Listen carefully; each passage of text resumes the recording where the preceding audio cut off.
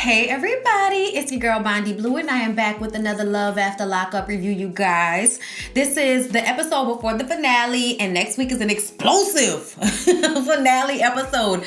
And I'm curious to how long we have to wait until they come up with season 3 because I kind of feel like we won't have to wait that long. I feel like it's like along the lines of 90 Day Fiance. They are piping these episodes out, honey. Okay, so yeah, let's go ahead and get into the episode. So it starts off with Lacey and Shane. Okay, a little bit of Jean in there. Sean, as she likes to call him. Sean, with an S on the beginning. It's very annoying. Anyway, so Lacey is shopping for cake with her future husband, and they have a really good sex. So she thinks that Shane is her like soulmate. All I can see was her lips. And when she doesn't have on any lipstick, but she has on foundation, she looks so much more like a duck. I can't even do it. It's terrible.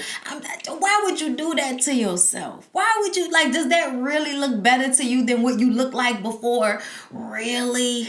I can't with Lacey and her lips. But either way, Lacey and her lips are surprised that Shane knows about cakes. But apparently in prison, everybody knows how to bake a good cake, okay? And some of the fellas in there were doing the most. So he knows about cakes. So he's like, okay, I don't want that red velvet.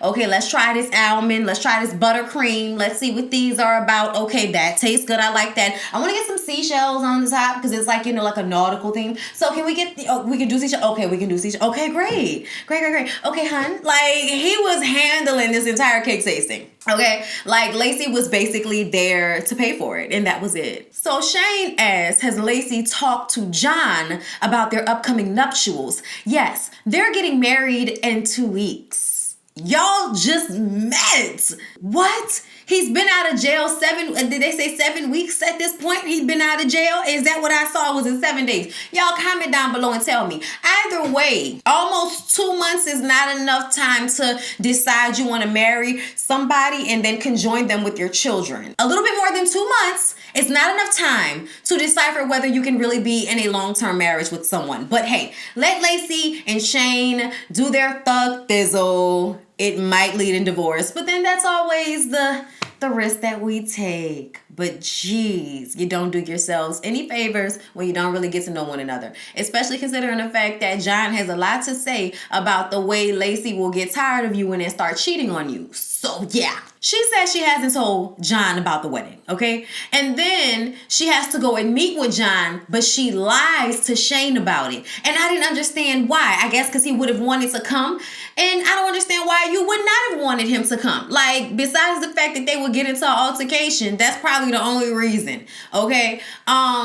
Yeah, that's probably why she didn't say anything. Because now that I'm thinking about it, the way Shane was so gung-ho about popping up in front of that prison, I can only imagine how he would handle popping up at this man's house. So maybe it wasn't the move to tell him. Maybe that was the right call. But either way, I felt like she had already talked to Shane about the fact that John might be one of her kids' baby daddy. You know what I'm saying? So I was just like, we've already talked about this. What does he expect? But never mind, okay? So Lacey goes over to John's house. Okay, she has the paternity test and she wants him to take it. He says, yes, he will take it, but there's still some conversation.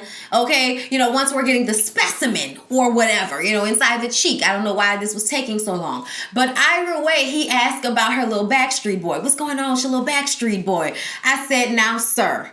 Okay, you would have been one of the other members of Backstreet Boy, or you would have been one of the members of NSYNC. Okay, but either way, okay, new kids on the block and a bunch of hits. Chinese food makes me sick. Get out of here with this, man. Well, girls show up for the summer. Looking ass. Get out of here with this. He wants the kid to be his. And I think that's just because he wants to get back in with Lacey. You want to be with Lacey, tell the truth, okay? And now that I'm looking at your teeth, they're not that great either. Everybody could do to get a dental plan, I'm just saying, at least until you get it under control. Okay, you go there, you get what you need to get fixed, and then you remember to floss and brush twice a day, okay? You get into that, and then you don't have to go back to the dentist ever so often. You know what I'm saying? But either way, that's just the way I like to do things. Don't worry about me and my life. But Lacey says, I think that Shane is my soulmate. and we're getting married in 2 weeks. And John is just like sitting there, and his little stupid smile went into his straight face, and she was like, you okay? I was like, no, not are you okay? Oh, Lord, Annie, are you okay? Annie, are you okay? Are you okay? She knows exactly what she's doing. She know that he's upset. She know. Okay, sitting up here acting like, are you a girl? You know he's upset. He asked her, she ain't gotten a job yet. She says no. And he's like, so what you think gonna happen? You think he not gonna use you? That's what's gonna end up happening. He gonna end up using you up, and then you'll divorce him. What it'll take? A year and a half, 2.5 years maybe? Okay, and then you'll be coming back to me. I'm like, oh no. Then when she's about to leave, he asked for a kiss. And she was like, I don't think that would be appropriate. And I'm just like, you think? Considering the fact that you're engaged to another man? Maybe, a little bit. All right. But there was still some flirtation. Like, regardless to what she was saying, they were smiling in each other's faces. And something tells me she likes making him upset. She likes making him crazy, and vice versa. So I'm just kind of worried about your boy Shane's feelings. Okay. I really am. He's 21. He's a baby. And, you know, she's about to put that wow and all them kids and all of this grown people life on this man. And y'all have only been in vacation mode this whole time. I feel like, you know, when they first get out of jail, they ain't got no job yet. There's no day-to-day struggle happening yet. I feel like you should at least wait until y'all have actually started to, you know, get acclimated to a way of life. He gets a job, maybe. I agree with John. Like, why don't you let this man show you something before you decide to get married to him? What is that about? Everybody rushing to do something so that they can hurry up and get divorced. Like, okay. Do what you want to do, whatever. She said she gonna call him when she get the results. I'm sure. I'm so sure. Okay. So y'all, Cheryl and Josh. So I feel like Cheryl and Josh are still natural born killers, but I'm starting to like them a little bit more. Like, I feel like I thought Josh was gonna be really bad, but Josh is not as bad. And I also feel like Cheryl has sense, but Cheryl is also emotionally unstable sometimes. And I think that old boy don't know how to deal with that. I don't think he knows how to navigate the emotions of a woman when he's been in jail this entire time, or before wasn't even worrying about, you know, a woman's feelings. But I just will hope that whatever's going on between Cheryl and Josh, that Josh is not with Cheryl out of guilt or obligation. That's what I would hope. But sometimes I don't know. Either way, Cheryl's sister came in town.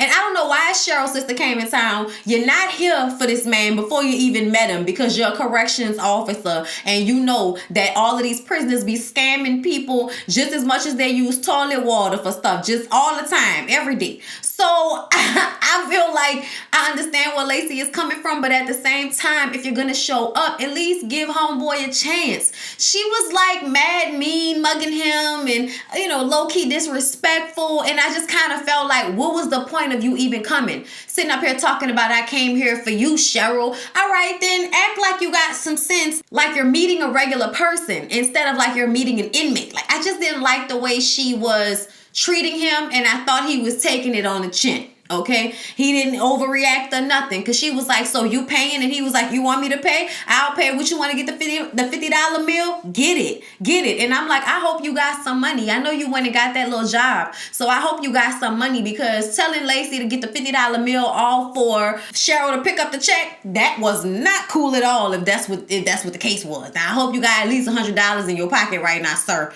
Okay, that's what I can hope and wish for in this moment. But Lacey gets into how, is this all going to be on Cheryl? You know, are you going to give to the household? Cheryl has children that she hasn't seen in God knows how long. Okay, like, I'm just saying, like, she has things to pay for, and this entire time she's been giving you money. Since he's been out of jail, she's given him almost $3,000. And I'm just like, have you seen your children though? Like, that's my question. Where are the kids? You know, like, where are the kids? Either way.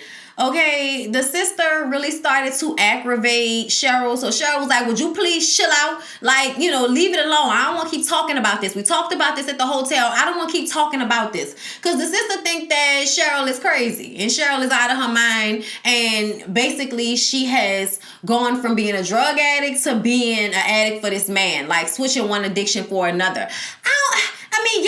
Yeah, because I feel like she puts his needs before her children. So that is when you have to look at it as if it's an addiction.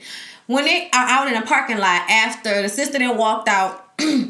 And of course, Cheryl needs to smoke a cigarette. So everybody's outside in the parking lot. And Cheryl is going off about how she wasn't always like this. She didn't always have it together. She was on drugs. She was a stripper. She was doing cocaine and amphetamines and dope and everything else. She was doing everything, okay? And what really made her stop is one night after she had finished stripping, she woke up in the dressing room the next morning. And I was like, so that was the aha moment? That seemed like something that would have happened often. Never mind. But I guess she meant she blacked out. Either way, none of us was surprised. Like, oh, Cheryl was a drug addict. I'm shocked. No, we can tell, Cheryl. We can tell you did not treat yourself well, and it kind of shows in your face. Okay, that's no disrespect, sis. That's just a realization of the life that you chose to live. And her sister said she had a really hard life, so I'm sure there are reasons for why, Cheryl made the decisions that she made and why she wants to be with the type of men that she wants to be with.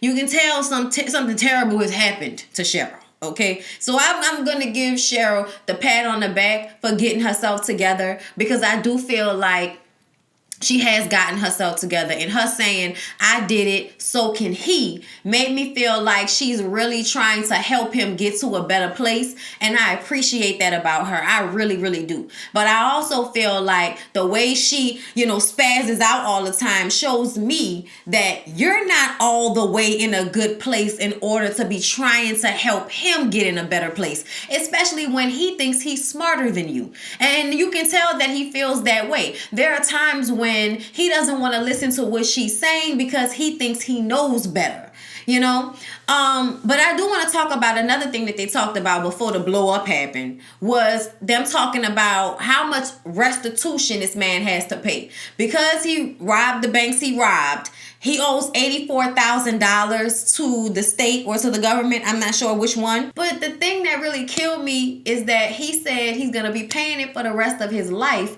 because it has a 12% interest rate. I said 12% interest rate. Y'all, that's ridiculous. That is ridiculous to have that much of an interest rate on a restitution. First of all, why do you have an interest rate on restitution? What kind? It just makes me upset because it is the system put in place to keep impoverished people poor. This is my question.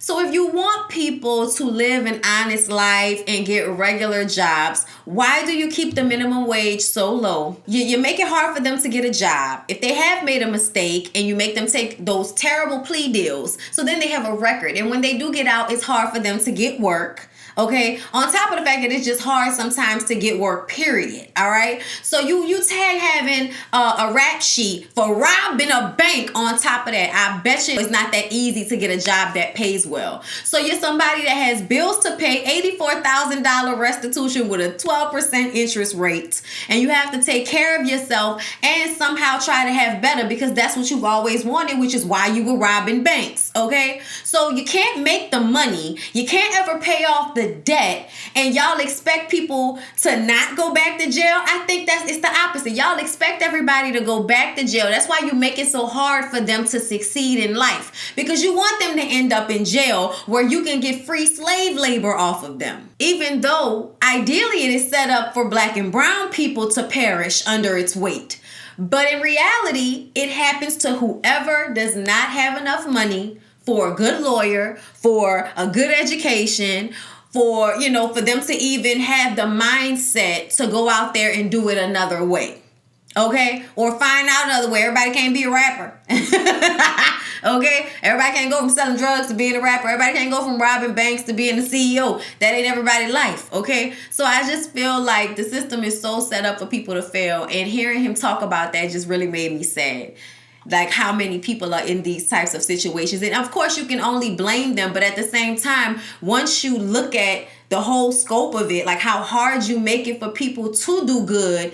And some people just don't want to be poor. Some people really will do anything not to be poor. And other people are fine with it. They find a way to do the things that they want to do without going out there and robbing banks. All right. So yes, of course, him being in this situation is obviously his fault. But I still feel like, so I got to do jail time on top of money I'm never going to be able to pay off. And this money, me paying this restitution back also is what my license and me driving around depends on. So how am I supposed to get from point A to point B? You see what I'm saying? Like, it's too many roadblocks to put in front of somebody and expect them to do better or pull themselves up by their bootstraps. Everybody can't embezzle. Okay, everybody can't embezzle. Y'all, Angela and Tony, oh my God, I am so tired of hearing them smacking and making out and kissing. It's just nasty. I had to fast forward through a lot of it, so if I missed anything, I'm sorry, but I cannot with them. So Tommy drops them off and tells her to be safe, meaning don't have unprotected sex with a guy that just got out of prison. You never know what he had to do to make it on the inside. They still kissing, grossing me the hell out. She needs to know about this Michelle situation before I can let him into my bed. Okay, that's what she said. Okay, and he says that she's a friend that he met at that job at the hotel. See, it wasn't that other lady. Okay, it wasn't the other lady. It was somebody else, but you didn't know. Okay, you was just thinking that it was Miss Emily, but it was. I think that was the lady's name. It was not Miss Emily. Okay, all right. You better get your girl. Oh Lord, that was one of my favorite parts of this entire season, y'all. But anyway, he was like, so we went and played basketball. Like, oh, so that's what happened? That's why you went on a run? That's why you disappeared? Because you wanted to play basketball? The text messages I saw were much more than y'all playing basketball, Tony. Okay? So he said, sorry.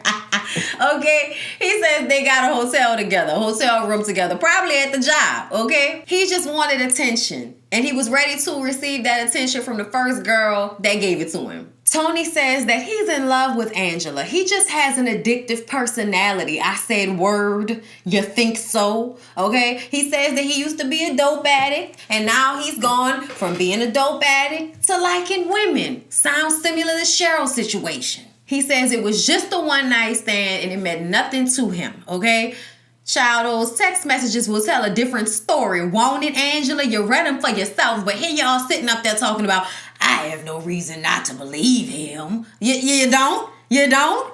No, not all the lies he told the first time. Oh no, that's not a reason to not believe a hustler and a liar and a drug addict. Because I'm telling y'all right now, I think this man's still on drugs. Okay, add the sweating to the eye dilation and let me know what's up. Angela says that I have to forgive him in order to let go of the anger I have. I'm like, girl, whatever you gotta tell yourself. So then they, have Miss Nasty time. Not Mr. Miss Nasty time. This was about Angela. And he said that being with Angela was much better than he had ever expected it to be. I said, I'm sure it was. Okay, it was anticipating. All right. That was another round, but not as, not as ferocious as Lacey. It's a round, like an old cat that's tired, but it's still wear you out if you get it in the right moment. You know what I'm saying? Either way, she says, I'm so glad I finally got a chance to touch him and smell him and taste him.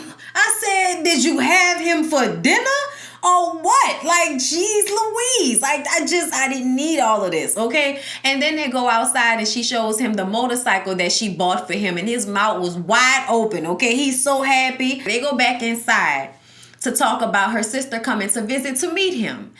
And he wants her to omit. He says omission. He wants her not to mention everything that she has had to go through with him, since he got out of jail the first time. You want me to lie? Because omitting is lying. You better, tell you something, Tony. You better be good. And you better make sure you're not being dishonest with me, okay? Because I will leave you in a second, Tony. Okay, I said, will you, Angela? Will you? Okay, you're going to leave him, but you're going to come right back. All you're going to have to do is call a whole bunch of times. You'll take him back, okay? He'll call 50, 11 times, and you'll be like, I just miss him, and I love him. Like, girl, please, get out of my facial with this, okay? But y'all, either way, he feels as if he's heard already too much about the mistakes he's made. I said, it has been a day. What are you talking about? It's been a day since you got out of jail. And she hasn't even really mentioned it that much. She just wanted to know what happened with the woman in the text messages. So you were already cheating on her. How is it a one-night stand, but y'all had text messages? What is that about? Like, who texts the one-night stand? Y'all meet each other, y'all bump, and y'all say goodbye. Ain't no text messages talking about I love you and all of this stuff. Like, so that's foolishness right there. So the fact that you feel that you have the nerve to tell Angela that you're not going to keep hearing about this over and over again, he says he's going to give it 3 months. And if it's still a topic of conversation, then it's just going to push him away. I said, no, you just looking for a reason to run.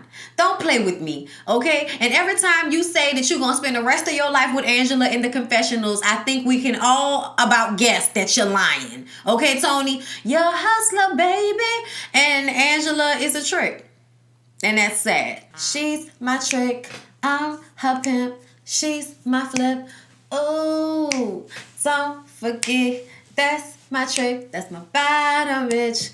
Ooh, I'm sorry, y'all. I can't stop listening to the Doja Cat album. That's my trick. I'm her pimp. She's my flip.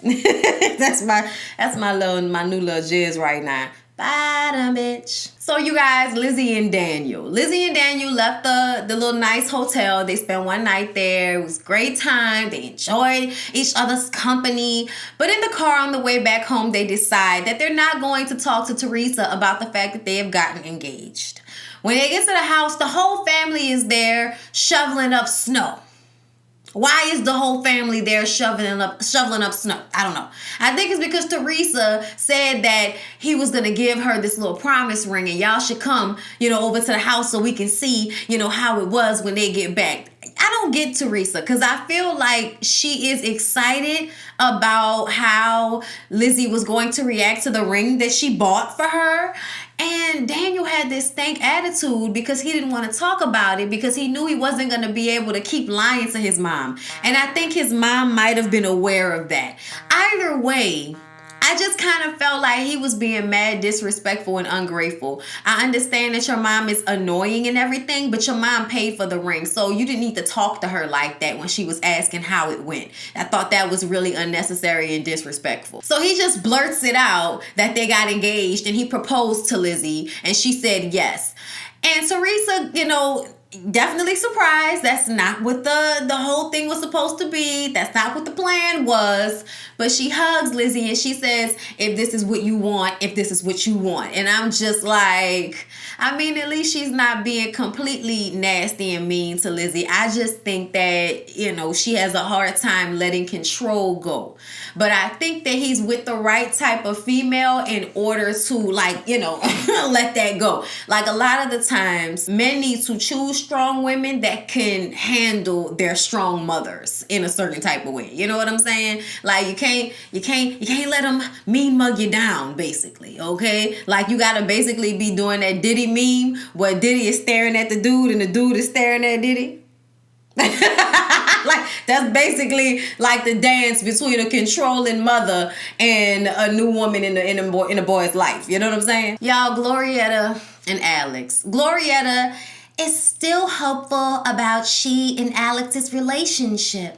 So she goes to the car show to work. I guess she must be a car show model. Okay. She just goes around talking to people. She's very personable. Hi, great hat. Oh my God, nice to meet you. Like, she's definitely, a bubbly personality to have to do something social like that, right? So she's at her job. And the night before, Wigger Alex stayed with his homeboy. And he comes to her job to ask her the same question he asked her the night before. And this is when it becomes very clear, if you weren't clear before, that he's trying to pick a fight with her. And it was at the most inopportune time. This girl is trying to make her money. And you showing up, asking her the same question that she's going to just say the same thing to, which is you still asking me this. And then finally, I love you and I love everything about you. And why isn't that enough? And it's not enough, first of all, because it is surface and it's not that deep. That's the honest thing about it. But he He's still trying to pick a fight, and she knows he's just trying to pick a fight because he's looking for a reason to go back to his ex. Instead of just saying, hey, Glorietta, I used you, okay? I used you up, and now I'm about to spit you out, okay? I'm moving on. I'm going back to my ex. Thanks for everything, hun. And smack on her ass and send on her way. Like, that's basically what you're about to do to this woman. And you want to sit up there and act like, you know, you're being a good guy that really wants to know why she loves you and all of that. No. You're manipulative. You're a shyster. And you're not fooling me. And Glorietta, you want to play dumber than you actually are. And what the real is that you're pathetic and you liked a certain type of man and you want to have him. It doesn't matter if y'all don't really fit. It doesn't matter if it's too hard already at the beginning. It doesn't matter if you really, really don't love him. It just looks good and the sex might be good, so you want to be with him. And then he knows this is what he gives. But then he wants to be mad that y'all relationship is surface. Like, you've been lying to her. So why are you upset that y'all don't have this deep, profound connection? Like, you agreed to all of this marriage stuff when you were still in jail. And we all know y'all say anything when y'all in jail versus what y'all really feel once y'all get out. But the bottom line is you still agreed to all these things when you were in jail. So don't now try to ask questions that you should have been asking before. Okay. Now, I saw the previews to next week's episode, and her mom, out of pocket, prejudiced ass evil lady, could not keep her hands to herself, and he had to stop himself from choking her. Like, I think his hand went to her face or her neck, and then he caught himself, and it went down to her shoulder to try to hold her at arm's length because she's coming at him. And I just kind of felt like, and if he had mushed you, everybody would have thought he was wrong, but he wouldn't have really been. It would have just showed that you the type of man that don't care about putting your hands on a woman. And that is something to be noted. Trust me. But at the same time, it's not like he just hauled off and hit you. Okay? You walked into that hand. But of course, y'all know he just left. And of course, she's going to keep hope alive. I ain't got time for her with this. Anyway, Amber and Vince. So they are going to her family reunion, and y'all, when they finally got there, first of all, their house is on this really nice piece of land. The trees that are on the property, I just thought it was very beautiful and peaceful looking when they were sitting all outside. But I was still trying to figure out what is the chemical makeup in this family. Okay, look, because I was like, the sister looked black, the brother looked albino. I thought she looked Native American and maybe white or Latino or something. Then when I saw her mom, I was like, her mom looked like a light-skinned black lady. And then the grandmother and the aunties are white. So I was like, so was the mama like 25% black or something? Did everybody have a different daddy? Like, I was trying to understand what was happening when I was looking at these people. It's not that it matters. It's just curiosity, okay? You know, you just be wondering sometimes what's happening here. But either way, it was an emotional meeting because she hadn't seen her family in a long time, and the realization that her going to prison didn't just hurt her, it hurt her family, was a little bit much for her. I thought it was hilarious when her sister hugged Vince and she was like, oh, hi. I'm like, why is he here, weird ass mama? Like, it was funny to me. So Vince talks to Amber's grandmother and she asks like what their living situation is going to be like. Y'all gonna be in Georgia, Vegas, like what's gonna happen? And he's like, you know, we talked about that, but and starts getting emotional. And I was like, did y'all edit something out, or does he think he's fooling somebody? I don't know which one it was. I don't know. And inside, Amber is having a real emotional moment with real tears with her sister and brother. And then when she comes outside, they get her mom on the phone, and the grandmother is like, oh, he's a really nice young man, and you would really like him. And it's like, oh, grandma, you don't know that mama is part of the scam. You ain't know? Oh, she knows he's a nice looking young man because she's a part of the scam to get some money out of him, okay? I just think it's sad. I think it's so sad to have a mother who is still at this point trying to get over on people and, you know, be a scammer. Like, her mom is still influencing Amber to make the wrong decisions. Like, you can tell that Amber might have made different decisions if she had had a different mother. You can tell, okay? Not to say that that's an excuse, because it's obvious that her sister made a different decision. Her brother made a different decision. But what I am noticing is the pressure she feels to not let her mom down by not going through with the scam. So it just makes me feel like that probably has been consistent throughout her life. Her feeling like she needed to be rough and tumble like her mom, feeling like she needed to prove herself like her mom. Like, you don't tell your children who to be, you show them who to be. And there you get Amber the scammer getting scammed by Vince the scammer, and everybody's scamming everybody. But yeah, y'all, that was Love After Lockup. I hope y'all enjoyed the review. Please don't forget to like, comment, and subscribe to my channel if you have not already, and I'll see y'all in the next one.